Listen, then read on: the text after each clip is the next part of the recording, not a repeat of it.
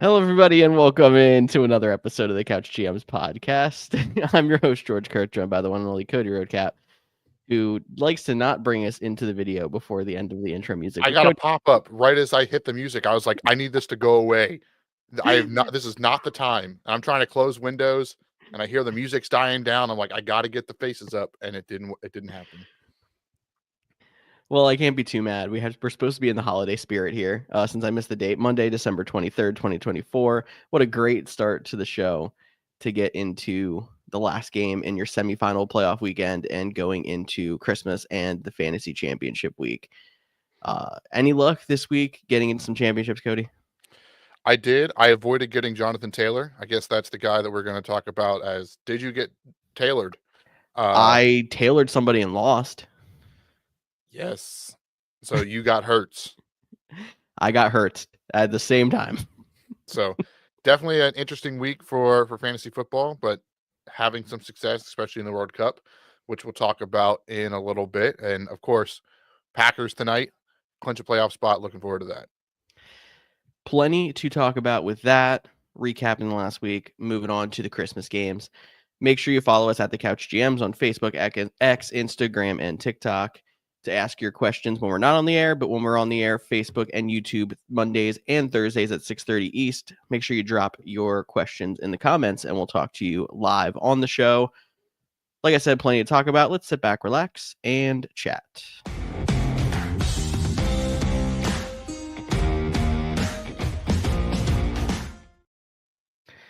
Starting off with injuries, going back to Saturday's games.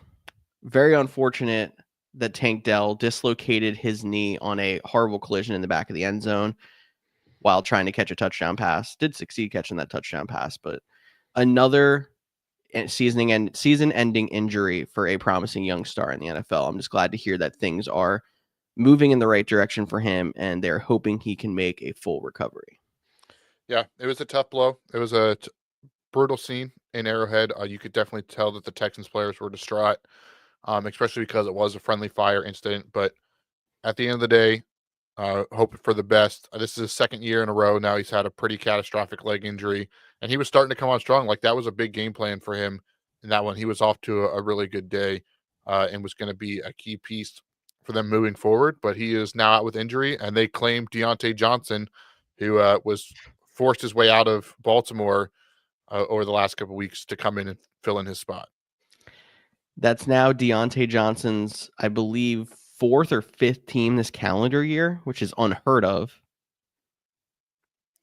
Yeah, because I guess Pittsburgh, Carolina, Baltimore, now Houston.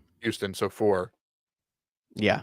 You never hear of somebody on 4 different rosters in one calendar year unless it's like a borderline, practice squad guy who kind of gets bounced around on practice squads. And even yet, we're talking active roster.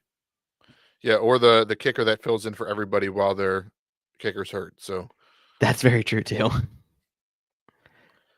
But anyway, we'll see what Johnson's impact looks like. Not somebody we're looking at for fantasy or anything, but hoping Tank Dell makes a recovery, and we'll see how the Texans rebound coming to a short week on Wednesday for a game we'll talk about later in the show.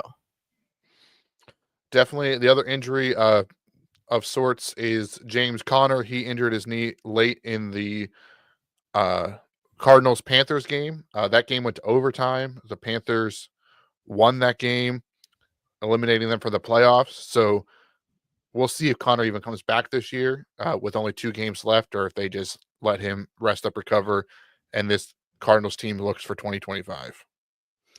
Yeah, with their situation for the playoffs looking bleak as it is now, and the fact that I do hear there's a chance he could come back in a few weeks, they're more than likely going to shut him down if I had to guess. Especially if they can get their rookie running back, Trey Benson, healthy. He missed last week with an ankle injury, but I do think it would be worth noting, can they get a look on their day 2 prospect and see what he can do moving forward? Although James Conner did just get a contract extension a couple weeks ago, so it doesn't seem like he's going anywhere in Arizona. I would say this is a very similar situation to what we saw in Carolina with Chuba Hubbard getting the contract, playing well, and then Jonathan Brooks. But the unfortunate news that Brooks tore his ACL again a couple weeks ago makes it a little different. All right, so that was, those are some of the big injuries we want to start the show with. But let's bring it back up. Let's talk about some of those best games of the week. And we just talked about a team being eliminated for playoffs, what they're going to do. There was a Mhm. team last night, Sunday Night Football, Buccaneers, Cowboys. Buccaneers playing for everything, trying to win that division, that hold on to their lead. Cowboys playing for nothing because they got officially eliminated at the 4 o'clock window. They come out, arguably play one of their best games of the year. Back and forth game. It was a lot of fun to watch. It was exciting. I went down to the wire, everything you can ask for in a football game.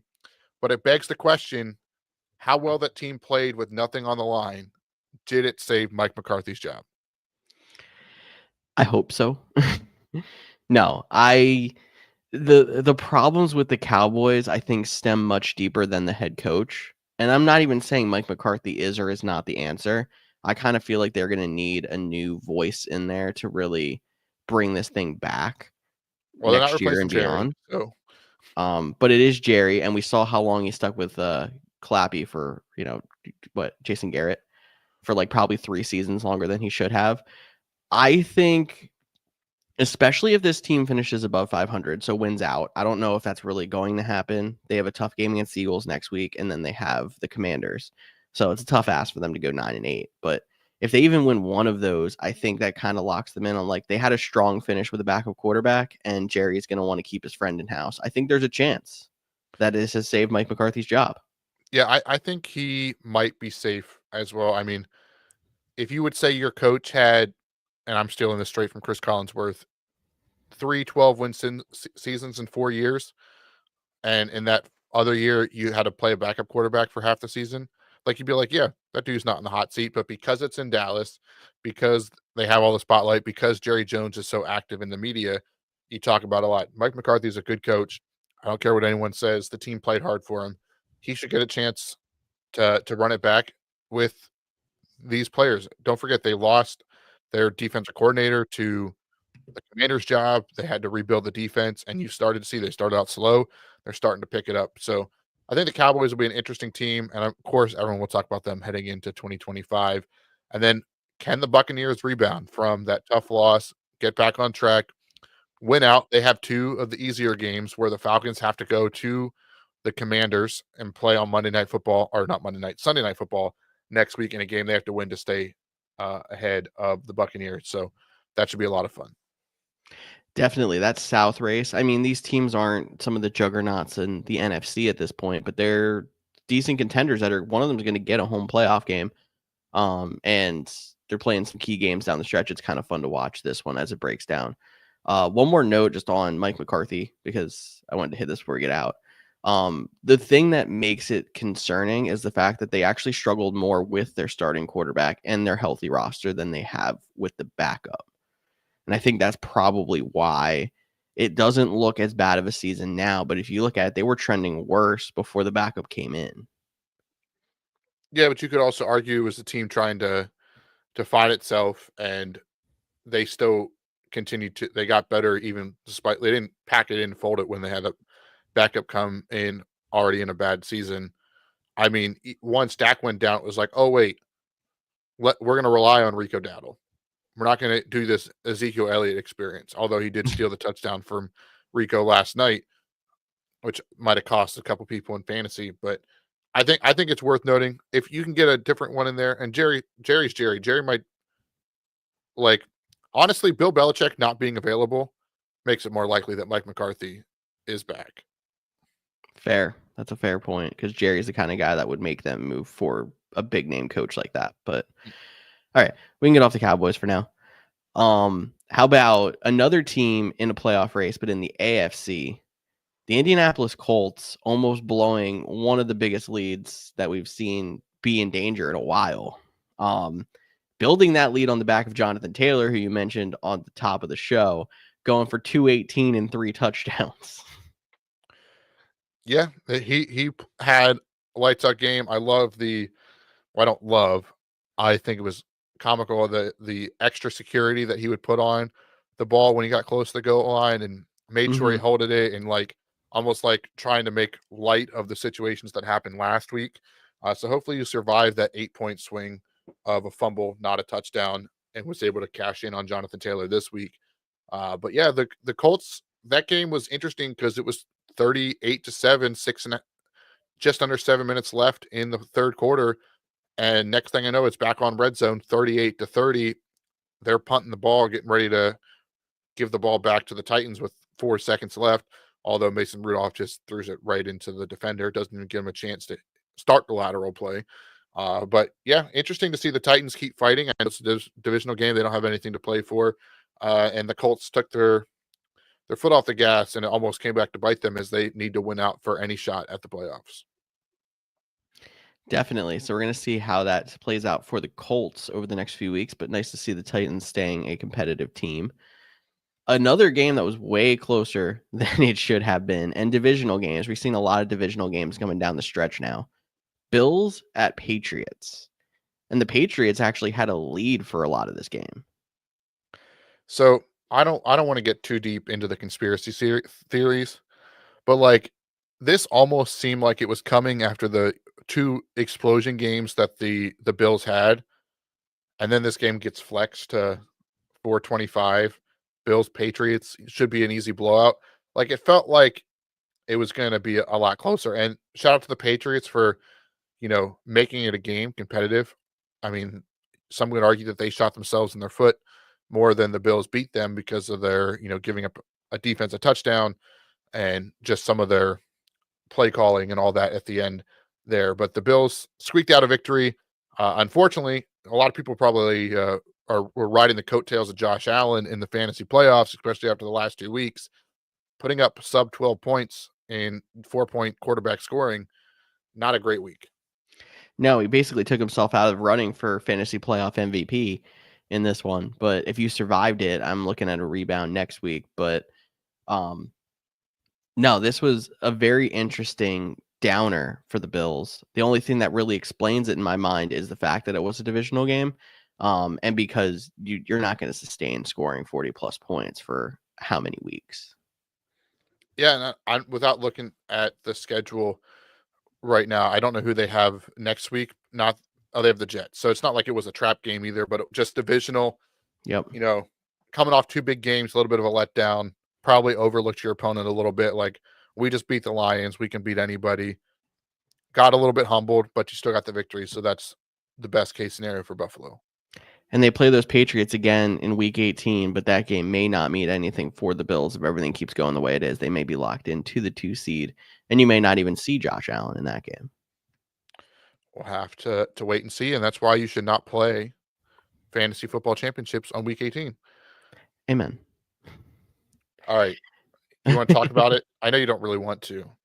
No, I mean, so Eagles Commanders is what Cody's referring to if you missed that. No, this was a hard-fought game by the Commanders, and the Eagles got off to a hot start. You can obviously tell their entire game changed as soon as Jalen Hurts left the game with his concussion, and that was an explosive fourth quarter for that Commanders team to technically stay alive in the division, but for real, basically lock themselves into a wild card spot. Not officially, but they put themselves in a very good spot by winning that game. Yeah, I mean, like you said, they're in a really good spot. It doesn't make next week have to be a must win to still get in against the Atlanta Falcons, but we could talk about that game next week. But it was great to see Jaden Daniels bounce back.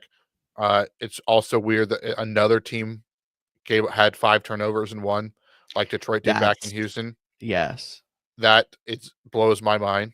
But they did that with Brian Robinson having a terrible game as well. Multiple fumbles, not doing much on the ground.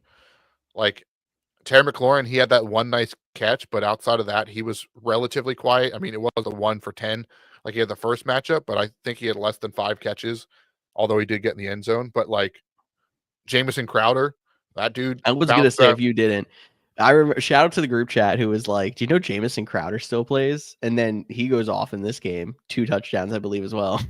Olamide Zaccheaus also had 2 touchdowns. Like that was a revenge game. Little sure. known, Olamide Zaccheaus was on the Eagles last year. But like it was just cool to see like the Commanders find a way to win. I know Marshawn Lattimore, he got picked apart a little bit by A.J. Brown, but he came up with some big stops in the fourth quarter before dipping out with a hamstring injury that re-aggravated. So we'll have to see how that goes moving forward. But all in all, this was a great game. Kind of sucks that it was at the 1 o'clock window because these are the games that you want in the standalone times when they're this close, this competitive.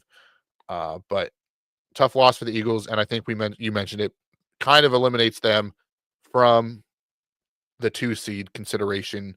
The 1 seed Basic, consideration. yeah, sorry, the 1 seed. Yeah. They basically have to win out, and the Jets are not the Jets because they're the next team we're going to talk about. The Lions and the Vikings would have to essentially lose out as well for them to get into that 1 seed. Yep, tiebreakers are not their friend in that one, despite having the luck of having the Lions and Vikings playing each other in Week 18, which I think is going to be potentially the SNF game because it may be for bye at this point. It'll come down to and we can tie this right into our next 2 games too. But Week 18 is also Rams Seahawks, which the Seahawks dropped to the Vikings while the Rams beat the Jets this week. So the Rams win next week, they're in. So that eliminates the Week 18 drama.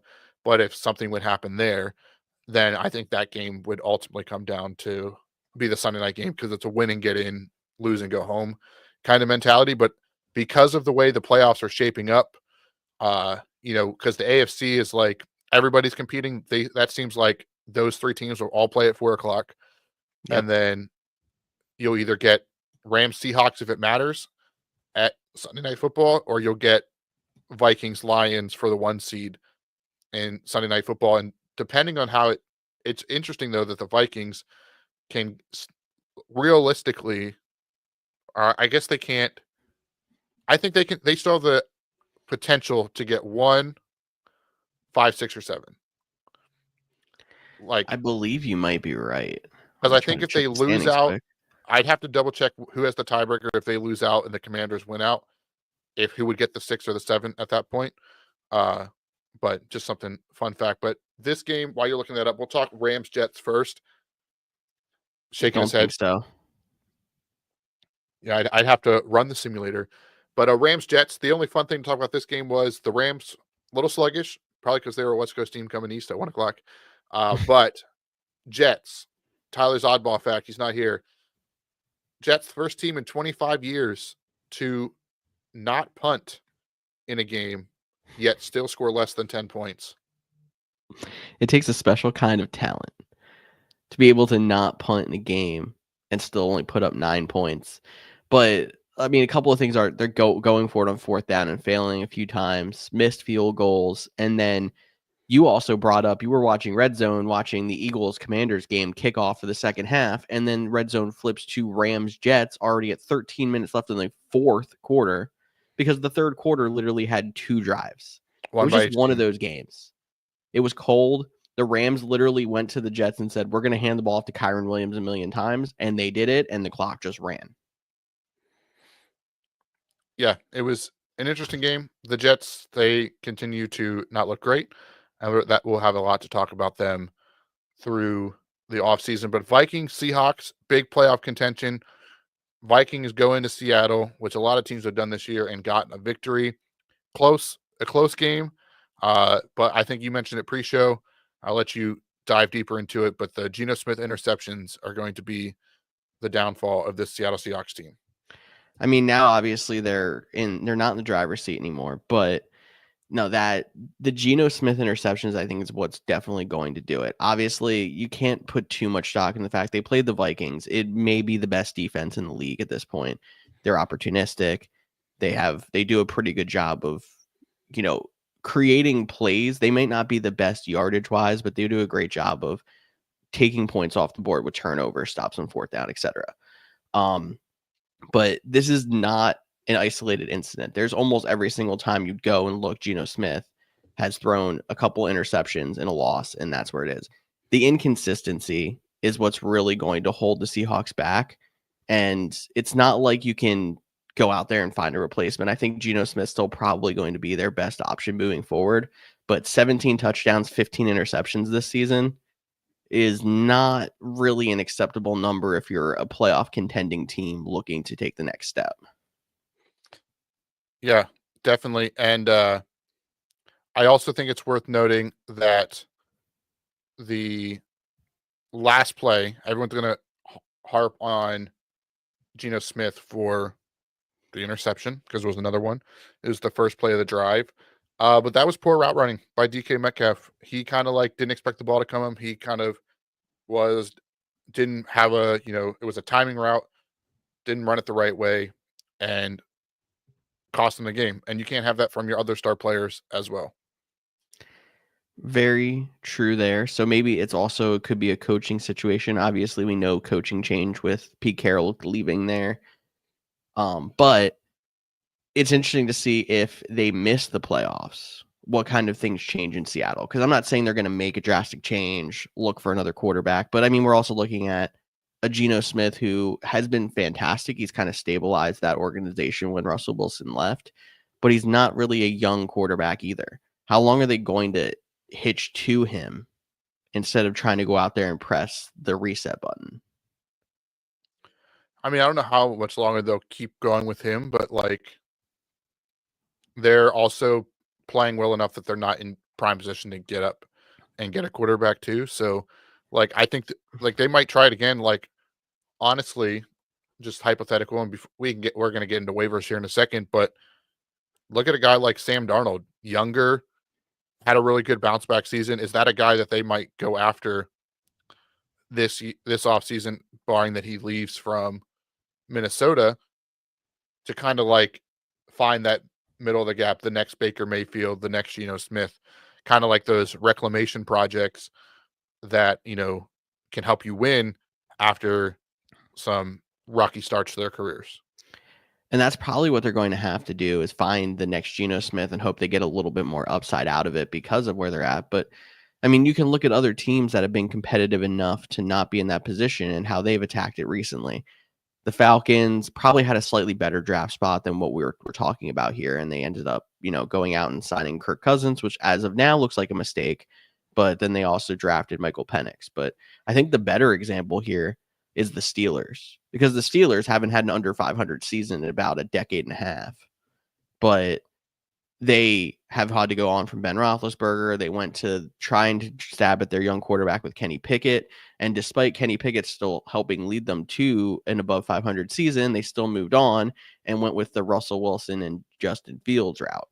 So it's interesting to see when are they going to try to find their next reclamation project instead of sticking with Geno Smith. Yeah, I think it'll be something worth paying attention to this offseason. But as we recap week 16, we got to turn it around quick. And, we have Monday night we'll hit here in a second to preview it. But we got to talk week 17, fantasy championship week, some waiver wire ads. And it's tough out there if you need some waiver wires in your championship matchup. It is not great of a matchup, but we can talk. Let's start with QB streamers. Would you stream Geno Smith against the Chicago Bears? I mean, it's a positive matchup, but the interceptions lately have been, kind of dreadful. He's in consideration, I think. Not my favorite of the group, but maybe my favorite of the group is not owned. Is not available in your league. So the favorite of the group, if available, is probably Bo Nix against the Bengals defense, because I'm assuming he's not available, but yes, he would be. Mine's actually Anthony Richardson against the Giants. You like Anthony Richardson versus the Giants? He still scares me. Even in their game where they scored 38 points, he only threw the ball 9 times, although he did get a rushing touchdown, so he's definitely in consideration as well. I would agree with that one. What about did you see enough from Michael Penix to throw him out there in your lineup? I'm avoiding that one. If I'm in a fantasy championship, I'm going to try to go with someone with a little bit more of a track record. I understand that as well. But yeah, really, if the guys that are the best fits are your Baker Mayfields, your Bo Nix, you keep throwing Baker Mayfield in the streamer category, and I think he's not as owned as he should be, but he's owned enough that you're more than likely not finding him. Right. That's what I'm saying. But that's like all this week. Like, yeah, it's not great out there for. What about Bryce Young? He's had a really good couple of weeks. Again, that'd be a tough one for a fantasy championship. Gets to play the Buccaneers. So tougher against the run, but they are susceptible through the pass. You just saw Cooper Rush put up some yards on them. Any interest in a or is that too of a deep cut for your fantasy championship? No, I think he's somebody that I would consider. At least we've seen a lot more out of him, and we've seen success as of late. Again, I don't think he's somebody that I would kind of jump some of the guys we talked about previously. But if you're in a league where a lot of people own two quarterbacks, I think Bryce Young's definitely somebody you could consider. Alrighty, let's talk. I'm gonna talk some running backs next. I Yeah, think this one's a little bit easier. Obviously, Jerome Ford is the one that everyone probably picked up last week, but if he somehow slipped through, he had a 20-point performance last week, although it was against the Bengals. This week, he does have the Dolphins, which are definitely better against the run than the Bengals are, but still, you can trust him out there if you can get him. We mentioned the James Conner injury, so Trey Benson or Michael Carter Jr., if you recognize that game, he was available because we mentioned Trey Benson's ankle injury. Tajay Spears, he had a 2-touchdown day as Tony Pollard's a little bit banged up, and he gets to play Jacksonville, so that's a +1. And then, of course, your handcuffs. We've talked about it, especially this week, as there's multiple games. Once players play that are on your bench, you can cut them. If you're decide on who you're starting in your flex spot and you want to grab your handcuff because they play later in the week, go ahead and do that as well. You don't have to worry about the future. This is win this week. yeah. At this point, as long as you're not going to drop somebody that the other person is going to add and use against you, they're free to drop. Anyone banged up that's not going to play this week, dump them, anything like that. But there's some options at running back, which is something we haven't really been able to say over a lot of this season. And I think Tajay Spears specifically, that's 2 straight weeks for him over 20.5 PPR. Someone who's really flown under the radar because of his team, obviously, but there's a lot of options that are available, which is unusual at this time of season. For sure. And you like that? I think you might even want to throw Alexander Madison now that he is back as the workload guy. Amir Abdullah did get involved, but they have the Saints next week, so that should be a pretty promising matchup at the running back position. Just remember, I said that, I mean, I didn't say that, he did. He asked me to say it, so it didn't sound like No, he was the yeah, super fanboy. no, it's cool. We're not going to play Cole Kmet at tight end. No, we're not. What tight ends are we going to play though this week? There's just not a whole lot out there that's been consistent. So we can kind of go out there. I think Pat Freiermuth is probably my favorite of the widely available. Even though they're playing the Chiefs defense. Yeah, I mean, I'm thinking it's tough. I mean, I'm thinking they're going to have to put up some points. They've not had success through the air without Pickens, except for going to the tight end. So, I mean, it wasn't Freiermuth this week. There was a couple of the other tight ends kind of getting involved. You would just hope Freiermuth ends up being the guy next week and get the touchdown. Yeah, I think that's a good play. I think you can also look at like Dalton Schultz.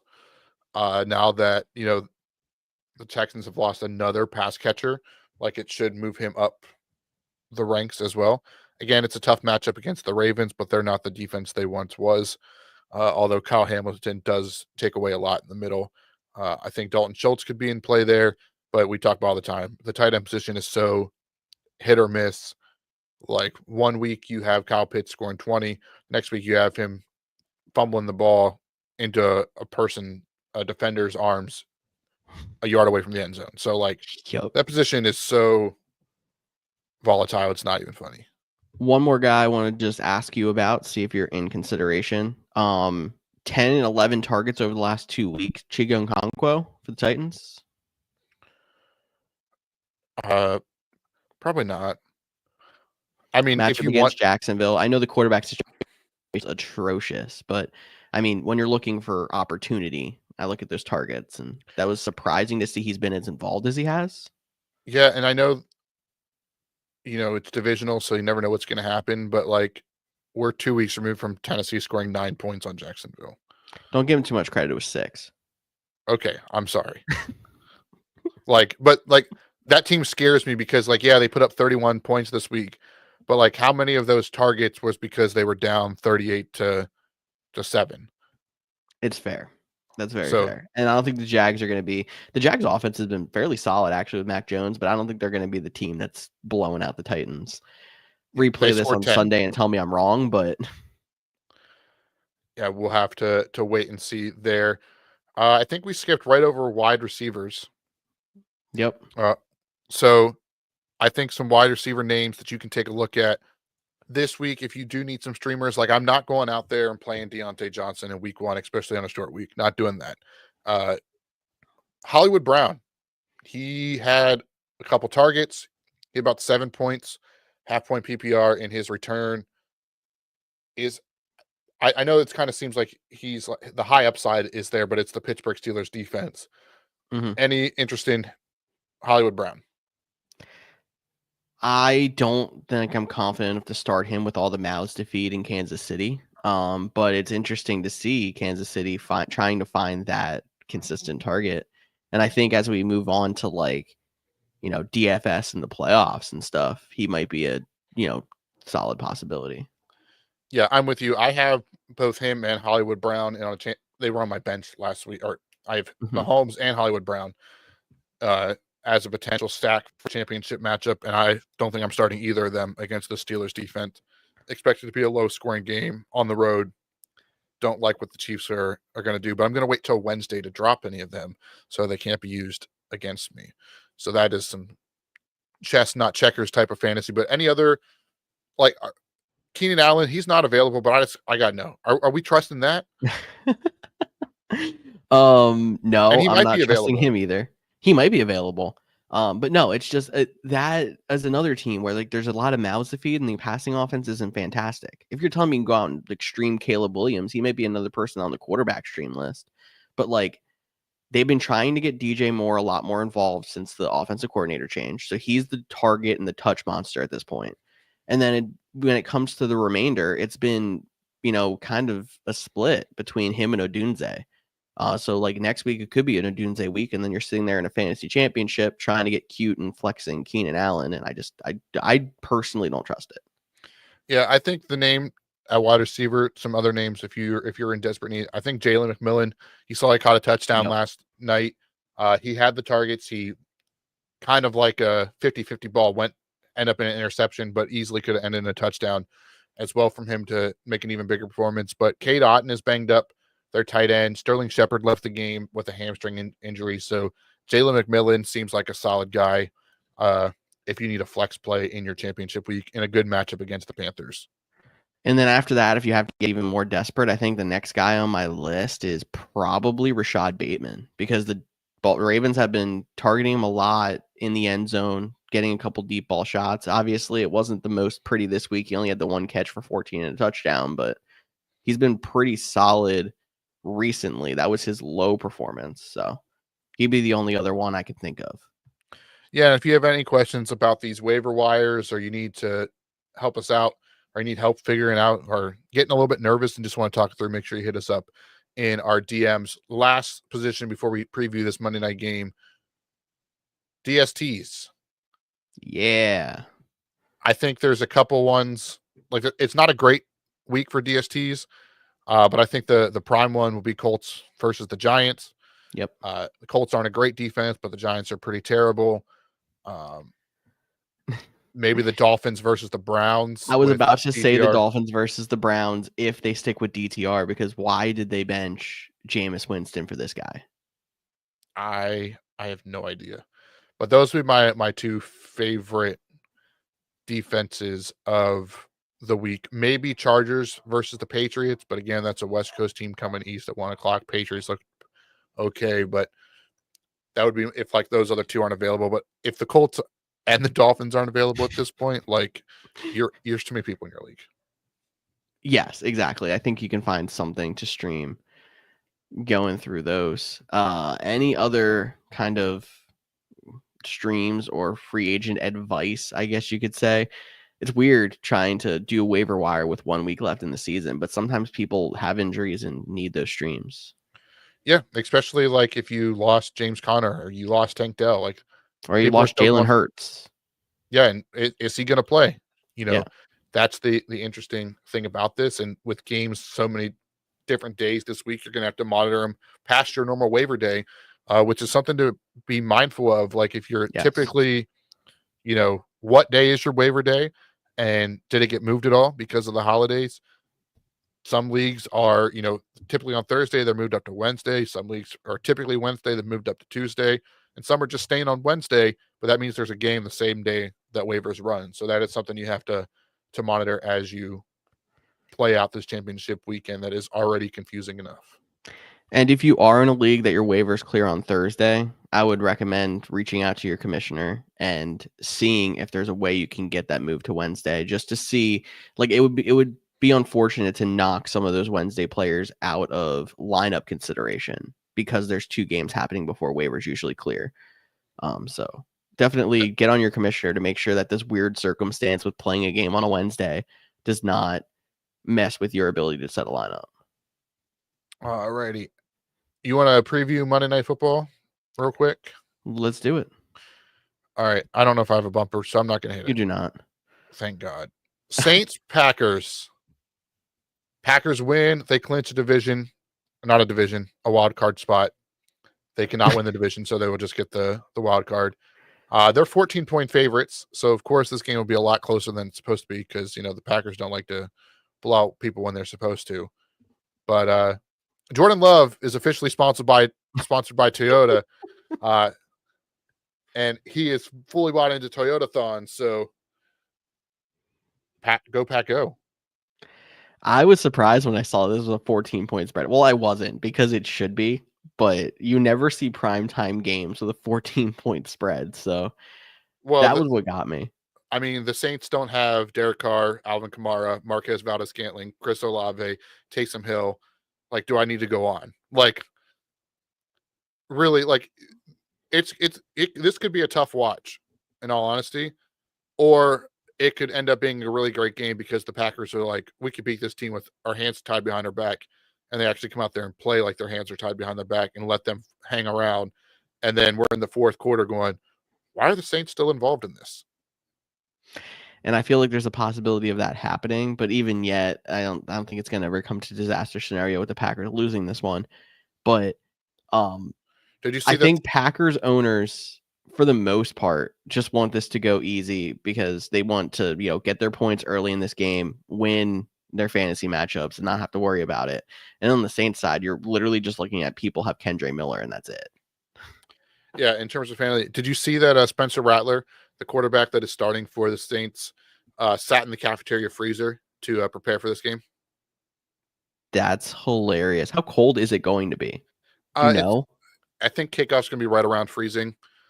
Some chance of precipitation. So, but if it does, chance of a snow game coming here. I was going to say it's probably going to be more of a wintry mix though than like a true on true snow game. So I feel like that makes it worse if you're playing quarterback, especially like keeping the ball dry in the rain, especially at that cold. It's going to be harder in that wintry mix than it is in the snow. Yeah. So hopefully this is a fun game. I'm going to take the Packers in this one. I'm going to say the Packers even cover, but I understand that this game could stress me out and I'd be losing a lot of sleep that I don't need to lose. You have any matchups riding on this one? Nope. I actually benched my Packers players. I'm trying to protect them from injury. That doesn't work that way, but I'm going to let you roll with it. That's what I'm telling myself. I have a game where Brandon McManus just can't go off and have a Brandon Aubrey game. I'm winning by 16. I have Kendre facing McManus. Other than that, nothing going on for me. Yeah, I think that's a lot of people. They have Kendre and they're hoping, or they have like a Josh Jacobs, or maybe they're riding Toyota-thon Jordan Love. But like the Packers wide receivers have been so hit or miss. I don't think anybody's like, maybe you play Jaden Reed, but like they've kind of been like on the fringe flexible. Someone probably has Christian Watson, because they need a big game.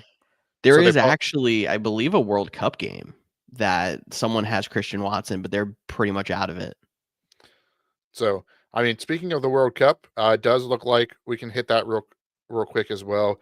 It does look like the championship teams are pretty much locked up in all 3 groups.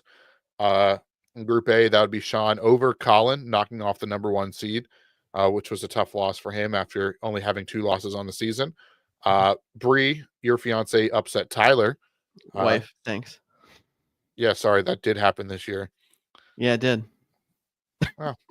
Bree, I apologize. George will never let me live that down. But She never would have everyone's let me live it down if I didn't correct you. So I appreciate that. So, but she is everyone's rooting interest because she has the best shot at the wild card spot.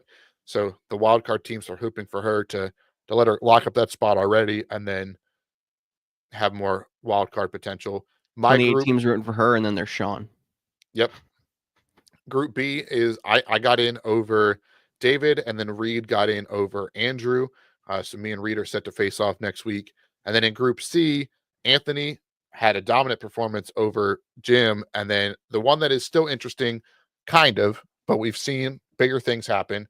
Cole is holding on to a 28-point lead, and Nick is holding on hope for Josh Jacobs to outscore that. Josh Jacobs has done that this year, but can he do it this week is yet to be seen. So that's kind of the World Cup recap. We'll let you know finalized on Thursday. We're still doing a show Thursday, the day after the holidays, but because of Christmas, that means we got to start previewing Week 17 already. You're getting everything in one show, and the holiday remix is upon us.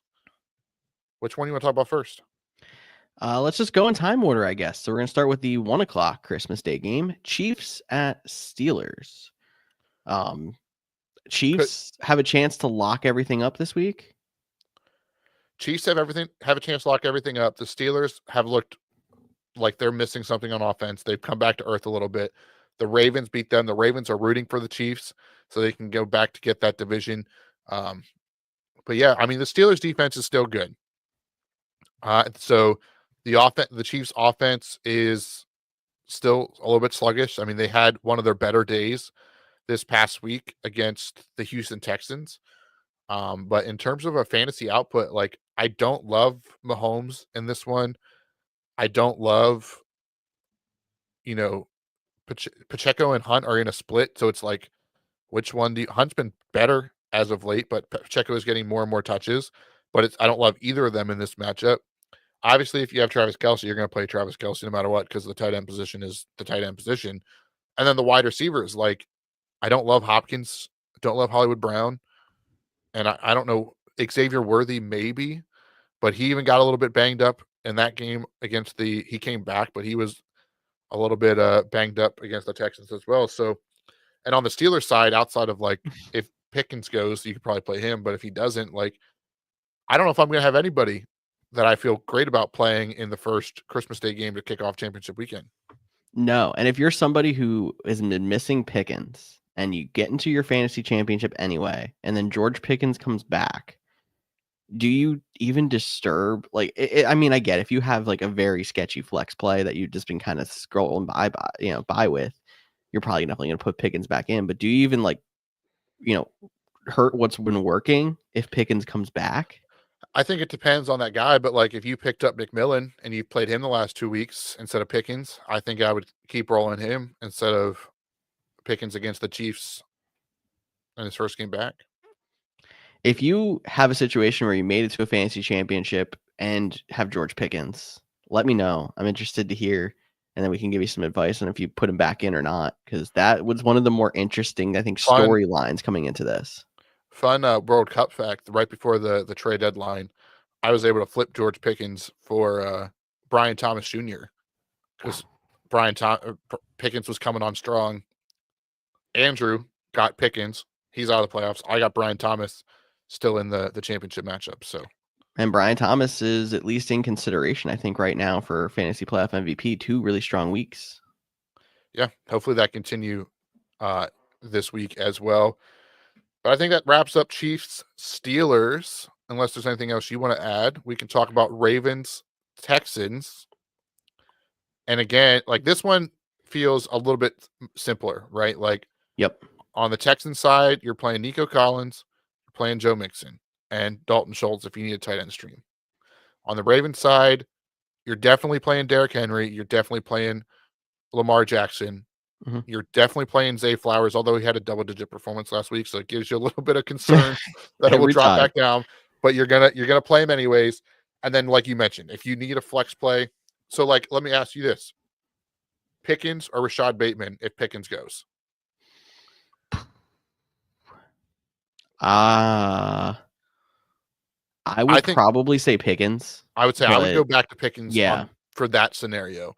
for So that that, scenario. but Bateman is in consideration if you do need Yeah. one, because this one will probably be a little bit more of a high scoring game. I definitely could see that. The Ravens defense has been better since since the middle of the season, but it's still not been great. But I mean, you're talking about one of the most efficient passing offenses in the league with the Ravens, who still have a good run game. And then the Texans haven't had a ton of defense. They've been losing a lot of high scoring games. It should be a high scoring game. The only person I think you missed is Mark Andrews is also in your lineup if you have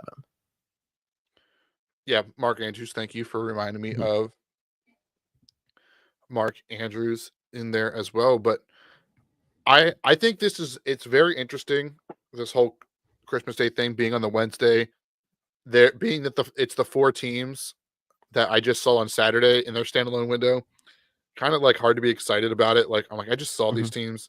Like, obviously, if you're a Chiefs fan or a Steelers fan, which there's a lot of those, Ravens fans, Texans, like, you're excited because you're seeing your team in prime time. But like, outside of that, like, I kind of wish, and I understand why they had to do it, but I kind of wish we had some better matchups uh, for Christmas Day. Call me crazy. I mean, maybe it's just the way it fell. I kind of wish that the matchups were flipped. I wish we were seeing Ravens Steelers on Christmas because of that divisional, I playoff 100% seeding. agree. And I mean, right now, because now they're tied after that Ravens victory. And I mean, if the Chiefs beat the Steelers in that early game, that brings up the interesting, like, if the Ravens beat the Texans, they take control of the division with a week left. But if the Steelers beat the Chiefs, I mean, it doesn't do too much for the Chiefs. Like, they're still going to have a game on the Bills with a game left. But then the Ravens, if they win, like, it still goes to week 18. Like, there's a lot less pressure than if you ended up flipping the games and then Ravens Steelers. Ravens need to win this to stay in the division race. Like, there's at least something there. Yeah. Now, I think the divisional would have been better as well. Granted, Chiefs Steelers should be a solid game, but we have a couple minutes left, and Thursday's already going to be a packed show. So I'm going to do a little hypothetical with you. All right. Chiefs beat the Steelers, Mm-hmm. clinch the number 1 seed. Yep. Do you rest your starters in Week 18, knowing you Now have I the know why bye? this question's coming, but explain more as to why this is a big question. Well, one, it's even more time because they'd have the 5 days or 4 or 5 days, whatever it is, from Wednesday to Sunday, plus then the additional week. So it's almost 20 days of time in between playing and not playing. So 2/3 of a month. Um, then the other part of that is by resting your starters, you're kind of letting a division rival in the playoffs. You imagine that the Broncos, if they want to be a playoff team, can beat the Chiefs backups.